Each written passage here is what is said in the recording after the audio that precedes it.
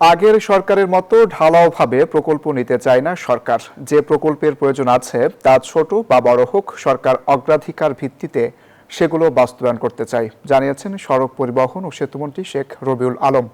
মঙ্গলবার দুপুরে রাজধানীর হোটেল সোনারগাঁওয়ে Dhaka east west elevated expressway প্রকল্প নিয়ে অংশীজনদের সঙ্গে মতবিনিময় অনুষ্ঠানে এসব কথা বলেন তিনি।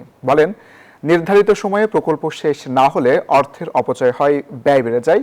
Bashundhara public school and college 2026 শিক্ষাবর্ষে ভর্তি চলছে। তাই সঠিক সময়ে নতুন প্রকল্প বাস্তবায়ন করতে হবে।